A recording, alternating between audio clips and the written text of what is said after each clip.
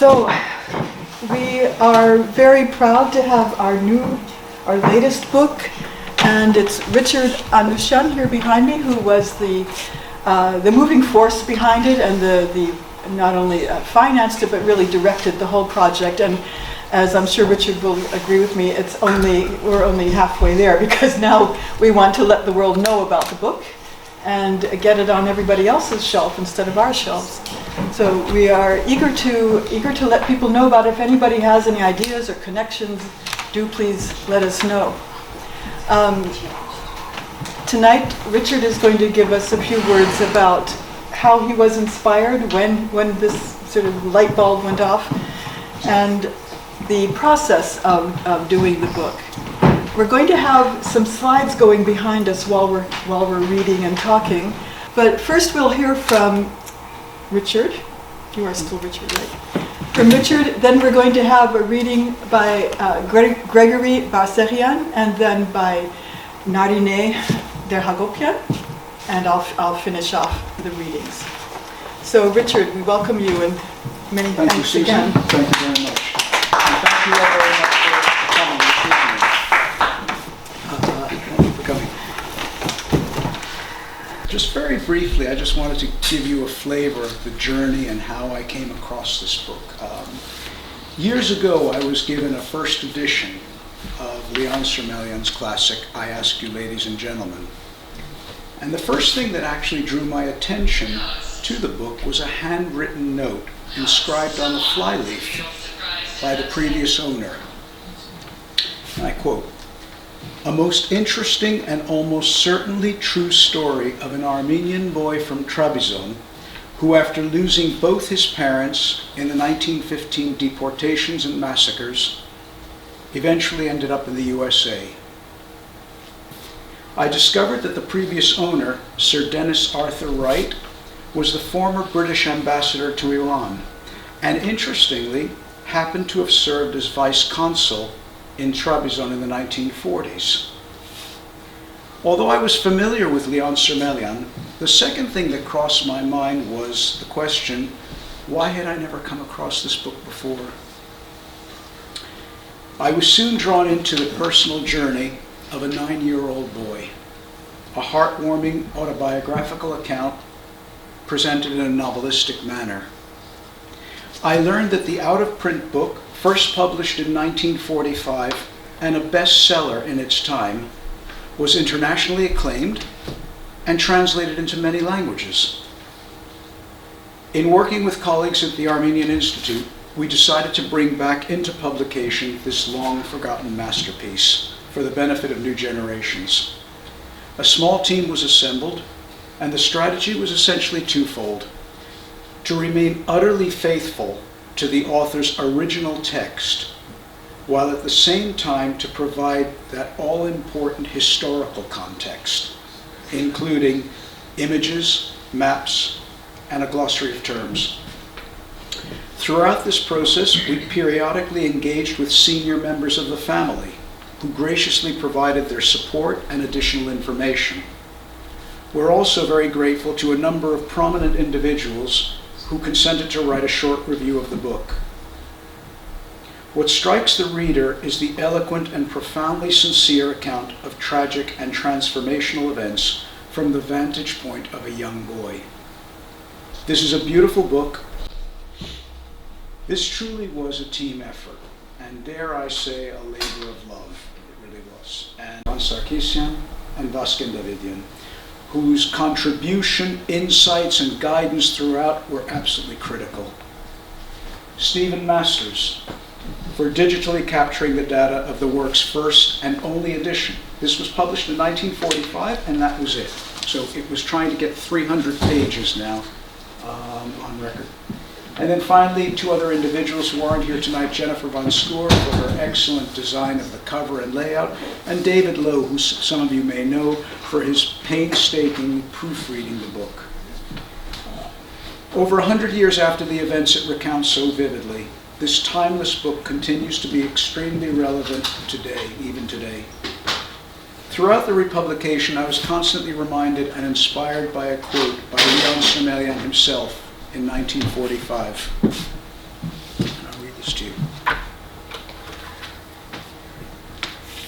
I ask you, ladies and gentlemen, is strictly a factual story, the literal truth about my boyhood.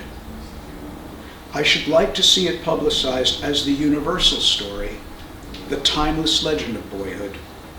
To regard it in any other light is to miss its point and significance.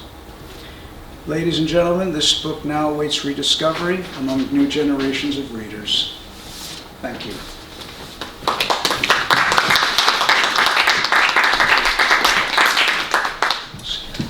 I just want to say a few words about it. Richard said, as Leon Surmelian himself said, that this is not fiction, it's fact.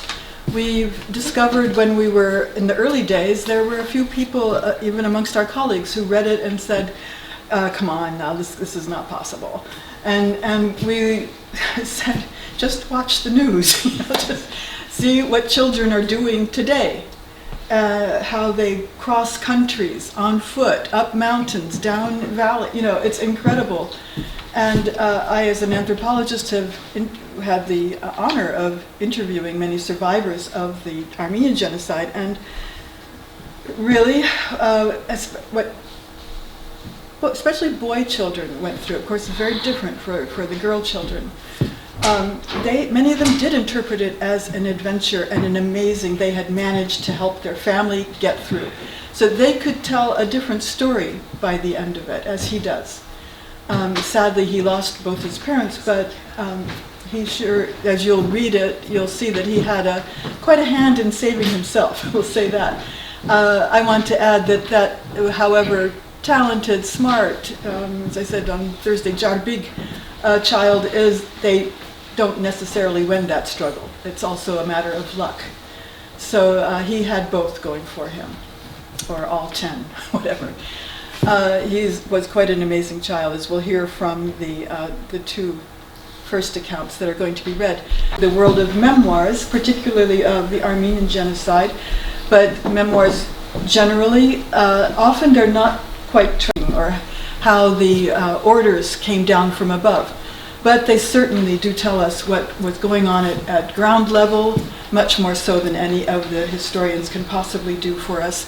They also, in this case particularly, and in a few others that are also quite rich, tell us what life was like before the genocide, which is, we know very little about that. And this book does it in a very utterly charming way, and also in a very revealing way. If you read between the lines, you learn a lot about not only the experience of being a child and what he saw from his viewpoint, but also the politics that were going around on the local level. I don't expect him to know what's happening in Istanbul or Constantinople. But what he tells us, and of course it is an adult writing about his childhood, so he can add a little bit more at that point, and that's for us as readers to figure out which is which. But I think this really stands out amongst the many. There are now many memoirs and autobiographies of Armenians who survived the genocide. It stands out for a couple of reasons. One is the richness of life that he portrays throughout. Actually, we're always learning about other things going on around him. He's a great observer, and the second thing is he's a great writer. So we have a great poetry throughout. He does a fantastic job. The other thing that happens in this book, and also happens in some others, is we do get viewpoints that are counter to what the accepted narrative is, or to what people have preferred to talk about. He talks a lot about the multi-ethnic place that he grew up in. And perhaps Trabzon was more multi-ethnic than some other smaller places. But let's face it, even the places, people that wrote about well, my grandmother came from Kesab. She was helped by Arabs, by Turks, and she has never mentioned the Kurds. But certainly we know that the Kurds of Dersim were magnificently helpful to Armenians. So these sort of things could crop up and should crop up in everybody's stories. And Surmelian makes sure that we know that he was not working alone, that the Armenians were not alone in this landscape, that other people were part of this, in a variety of ways. So I can't recommend it highly enough on all three of these grounds. And now we're going to hear firsthand, just and Gregory, could I just borrow your first? I'm just going to read remind myself, yeah. So he has just joined the choir of the church, and I put on my surplice red with a blue cape of velvet, and took my place in the choir, proud and self-conscious. I knew that my mother watched me approvingly from the women's gallery.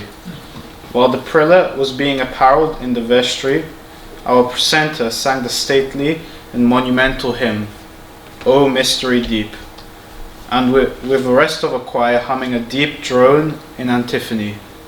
Towards the end of the mass, a silence fell in the church. Everyone was still as the 12 boys climbed the stairs, and after taking off their shoes, approached the altar where a large basin of water waited. I peeped out from behind the curtain to see my mother, grandmothers, aunts, and other female relatives who had come to see the prelate wash my feet. I was nervous, palpitating, but immensely proud. Not only could you hear a pin drop, so profound was the silence, but to see the Armenian idiom, there was no place to drop a needle, so large was the crowd. The prelate, who was like a towering bishop, took off his crown and chasuble and rolled up his sleeves, knelt humbly by the basin. I went to sit on the stool before him and held my foot over the basin. He dipped a rag in the water and, while murmuring a prayer, squeezed it on my foot, after which he consecrated ointments on my toes. I didn't know what to do next. Kiss and go, he whispered. So I raised my foot as high as I could, and I stretched my neck as far out as I could. And I tried to kiss the holy ointment that was on my foot, but I couldn't reach it with my lips. Then there was I could hear a multitudinous murmur sweep through the cathedral, which grew louder and louder and became peals of laughter. I was very good at gymnastics, but one had to be an acrobat to do what the bishop asked. The more I struggled with my foot, the louder became the mortifying laughter. The thought that I should be the cause of this appalling and sacrilegious uproar in the house of God was so crushing that I wish I could fly away and disappear forever. In the delirium of my confusion and despair, the cathedral was rising in vast billows of blazing lights and faces dissolving into space.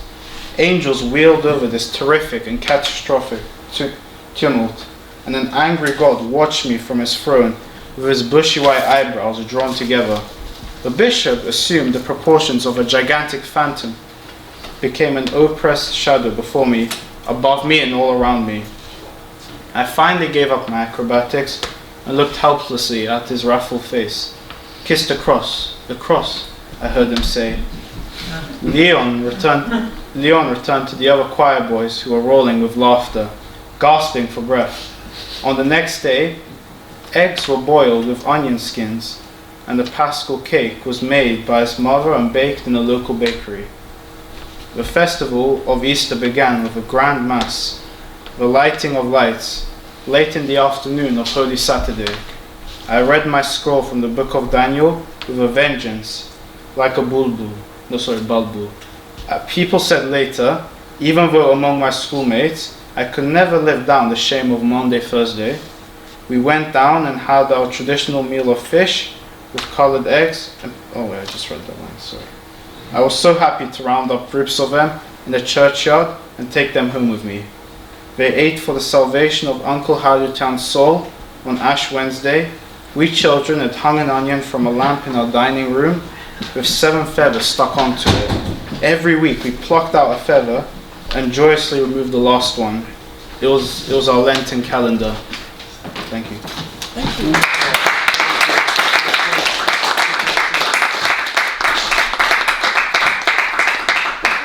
Thank you, Gregory. So you get a sense of the humor. He's self-deprecating, but also very proud boy as we go through the book. We next have Narine, who's going to read probably about a year later. Not quite sure, he's not very clear about dates throughout the childhood part of it. But when Narine starts, the deportations have begun, and then hand over to the expert. When the deportations came to his village, Levon, or Zaven as he was called, his siblings had been placed in other homes. However, a short time later, all Armenians were evacuated from the mission and forced onto the road. Out of Trabzon, boys of 10 and under were taken away from the rest and given away to anyone who would adopt them. Leon was first adopted by a Laz Cheta, or brigand. He escaped and found another adoptive father who tried to settle him in a far-off village. Again he escaped, returning to Jevizlik, the village where the giving away of the boys had been, where he wandered about, wondering what to do next. There he heard that the last adoptive father had lodged a complaint, and the officials were looking for him and would execute him. He spent the last night with a friend who had been adopted by a scribe in the town, and jumped out the window after the guard had passed by. Glancing back now and then to see if anybody was following me, if the sentry had turned back. All Jevizlik was asleep. There was no lights, no sounds. I slowed down when I reached the open road, walking very fast but not running. I was alarmed when I heard the loud rumble of an approaching cart behind me, but the driver turned out to be Greek. "Where are you going, uncle?" I asked him in Greek. He pulled up to Trebizond. "I am going to Trebizond too. Will you give me a ride? I am tired. My foot hurts." He looked at me suspiciously, knitting his beetle brows. "Where are your folks? Why do they let a small boy like you travel alone at this hour of the night?" The cart driver allowed Leon to join him for a bit, but when he found that he couldn't pay more than a penny for the ride, he made him dismount. Leon thought that perhaps also he had realized he was an escapee and would get him in trouble. And now I was not alone. The moon walked with me to keep me company. When I stopped, she too stopped. And when I broke into a short run, she raced in 7-league boots, meanwhile grinning and making faces at me. Cheering too was my mischievous shadow on the road, which amused me with all kinds of monkey tricks. The river sounded like an organ in the cathedral of the night, and spouted fountains of heavenly pearls. But when I passed by painfully familiar sights on the road, I remembered the night when we took poison. The river suddenly changed. It howled savagely, and nude bodies seemed to shoot upward with the spray, while a macabre dance in the air, and toppled back into rushing waters. I would look up at the friendly moon, and by some magic, the night would become again peaceful and comforting. Leon walked on, silently passing sleeping sentries in their guardhouse until the sun began to rise. He kept walking, full of a daydream of life back in Trebizond, until he suddenly heard the thudding hoofs of the horses behind him. Glancing back, I saw a squadron of Turkish cavalry cantering down the road, their long lances gleaming. Had the Kaimakam sent them after me, I was paralyzed with fear. But I regained my composure as I realized a single gendarme would have been enough to capture me, and these soldiers were not concerned with my flight. I stepped aside. The officer bent down from his horse and asked me, "Little countryman, how far is Trebizond?" "I don't understand Turkish," I replied in Greek, shaking my head. They clattered away on their horses, while I stood and admired their lances. I did not give him the information he wanted, because my Turkish was too good. Greek boys could not speak Turkish as I did. He would have become suspicious.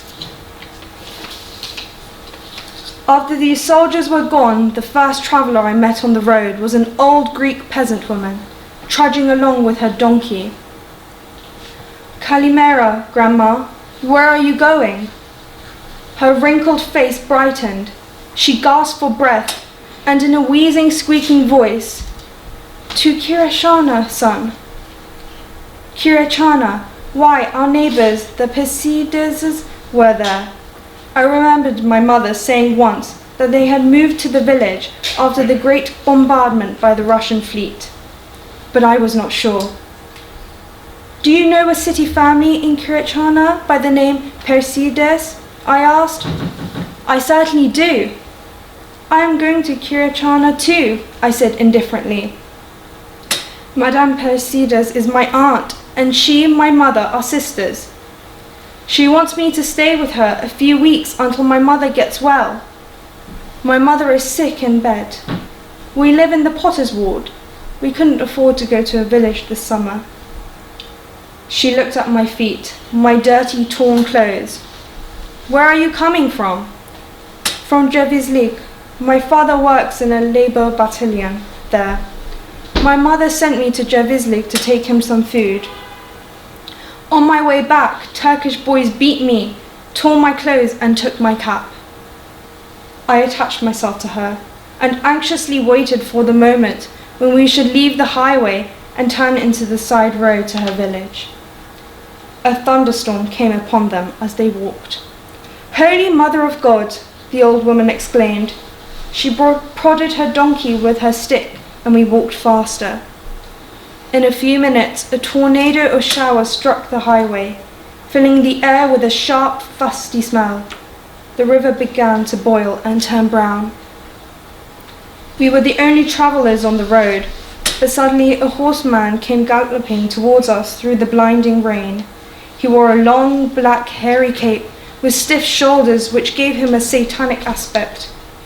When he came to within 100 feet of us, my heart stopped.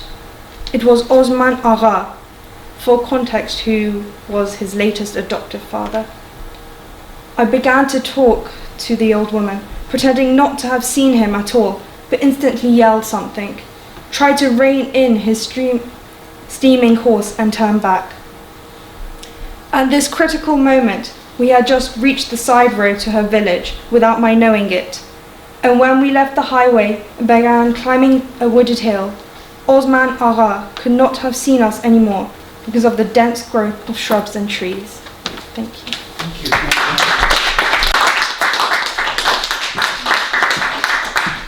Thank you, Narini.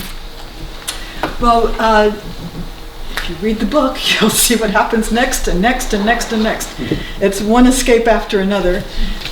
This boy does a lot of traveling, a lot of escaping, a lot of quick thinking. Of course, by the time this encounter happened, his parents had been deported. They were not either back in Trabzon or in Cevizlik, but perhaps not even alive. Eventually, spoiler alert, I guess, but this is, you have to read the book to really enjoy it. It doesn't really matter. You know he survived because here's the book, so it's not really a spoiler alert. Eventually, he ends up in Constantinople, in Istanbul, finds his brother and his sisters, actually. But he wins a scholarship to go to the US because by then he's writing poetry. And as you can tell from the texts that you've heard already, he had become well known as a young poet. But he wanted to go to the States to study agronomy. And Vahan Tekian was quite upset with this because he said, this is a crime. You're a really good poet. We need good poets.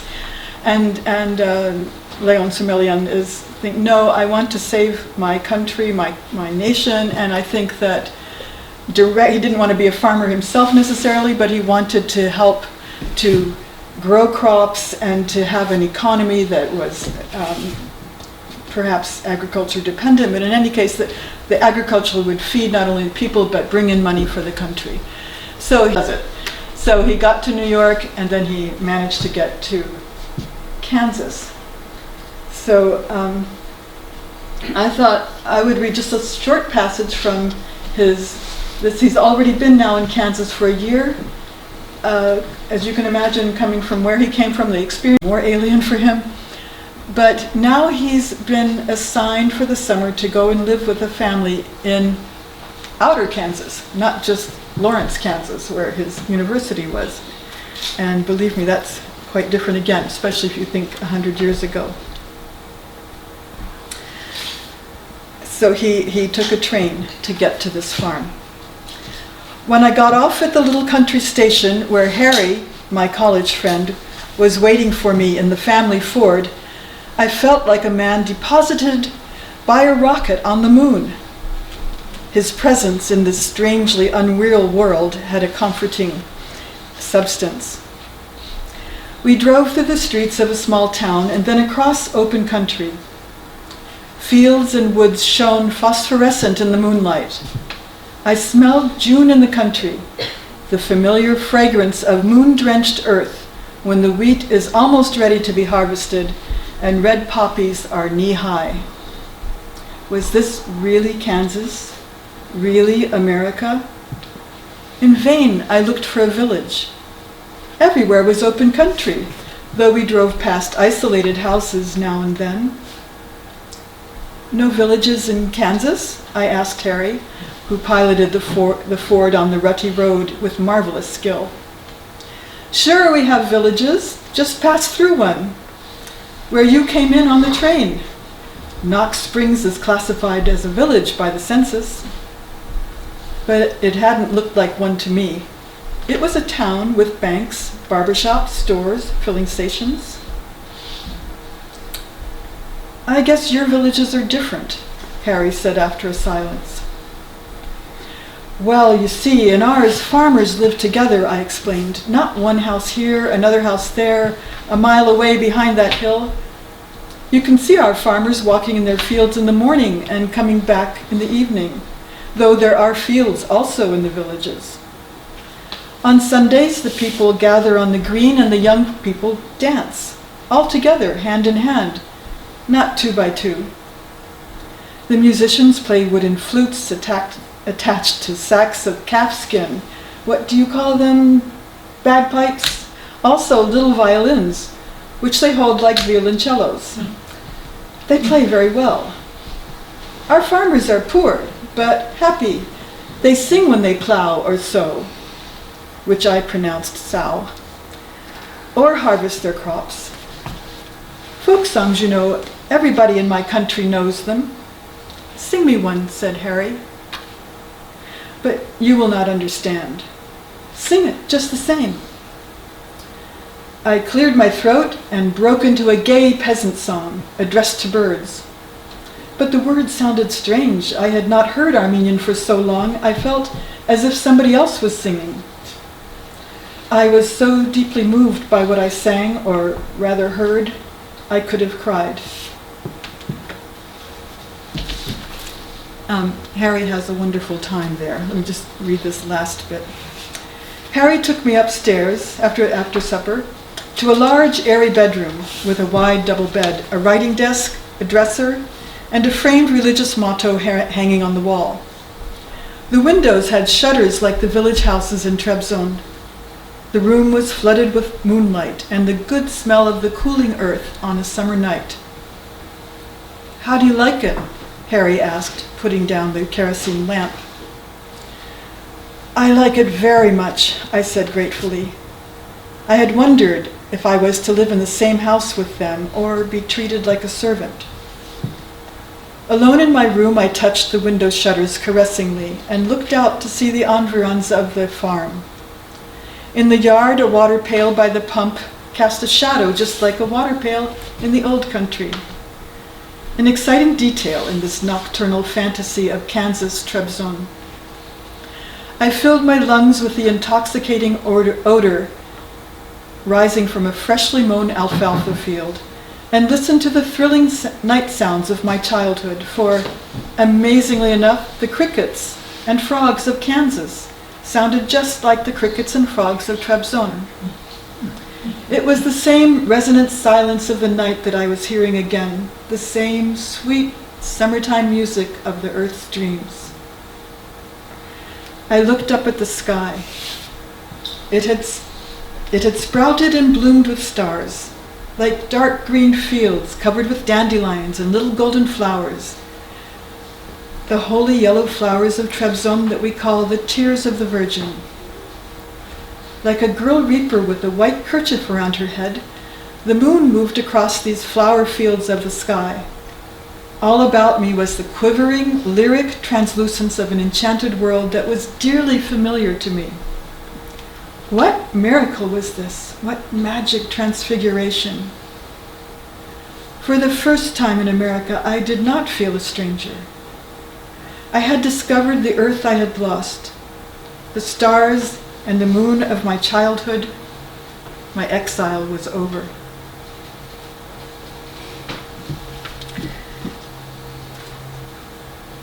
Any of you who are migrants yourselves will know that it doesn't stop there, that memories come back, your mind goes back and forth, and certainly this is true of everyone. And I just want to end with a passage from near the end of the book that takes sometime near when he would have written the book, I guess.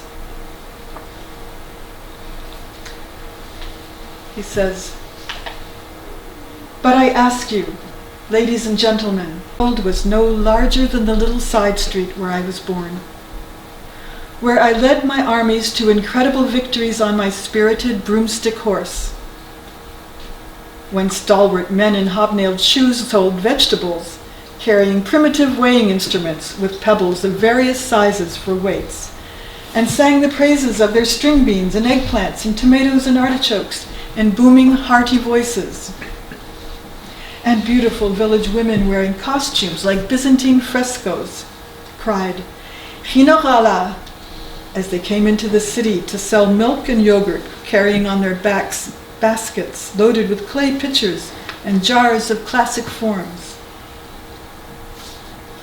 I ask you, what can you do on New Year's Eve in free and happy America when your playmates and schoolmates, the kids you grew up with, your companions in grief and joy and hunger and misery, fellow dreamers during your dream age, are gone, lost? I must forget my past, the New Year's of long ago. I'm an American citizen, sincerely attached to the Constitution, and I'll fight for America any time. But I ask you, how can a guy forget his childhood? There are millions like me tonight in free, happy America, haunted by their early years, which are always, everywhere, the happiest. The world is full of sorrow and memories, of stories that cannot be told, of poignant images that have no stories. Forgive me, ladies and gentlemen, I must have another drink. So, that's...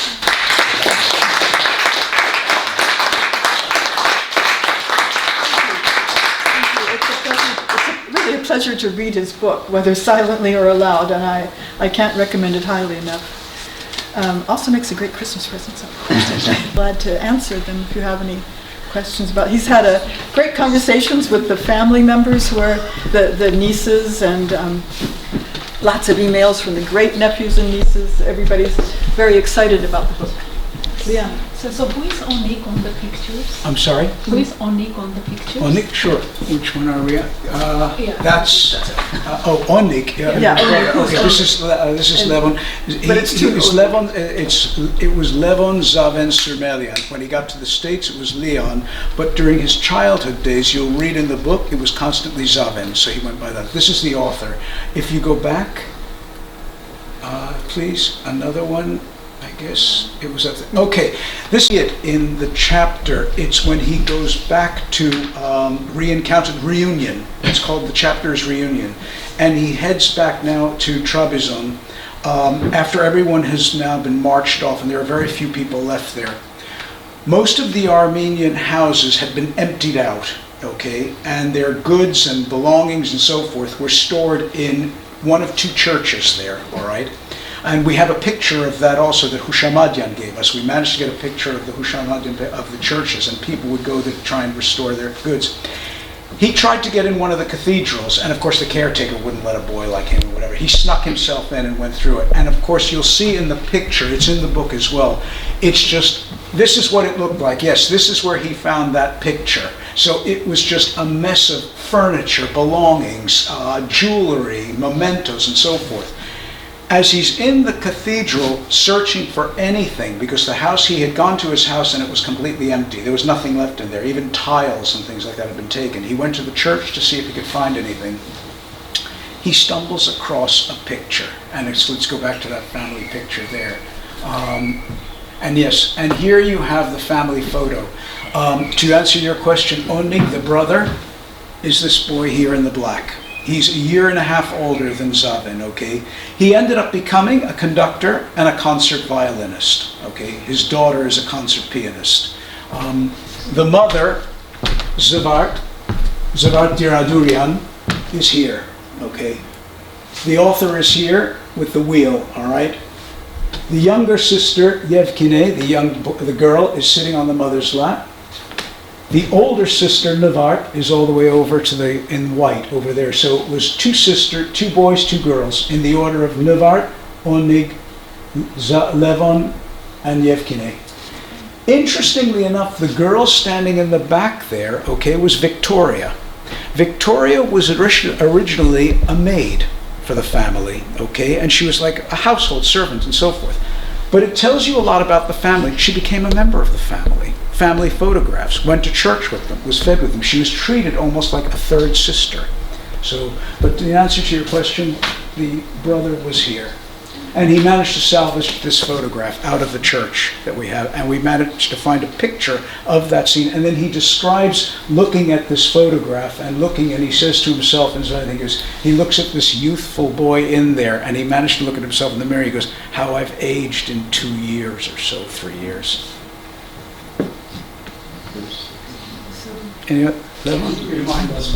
Vahantekean, he published his first book of poems called Zvart Luis, Bright Lights. And there's a very good scene in the book also towards the end of it where Surmelian is now back in Istanbul with his brother. They're attending the Getronagan school, which is now basically entirely Armenian orphans. And he's excelling in literature and poetry and writing in Armenian, nothing but Armenian then. But as Susan said, he decides that what good is going to be in rebuilding Mother Armenia, the nation, and so forth. What good is a poet or a literary man going to be? I might as well study agriculture and plant the country. Tekean and the director of the Getronagan take him to lunch. And over a lunch in a Greek restaurant, they try and convince him to please reconsider this offer in Kansas. He had a full scholarship to go to Kansas, which he describes as a purely rectangular state in the United States that no one knows where it is. And if you look at it, then no one did know where it was. And they try in vain to try and convince him not to stay. He has a future here. Finish his studies in Istanbul, and Tekean was also going to arrange for him to then continue his studies in Paris then afterwards. He refused, he didn't.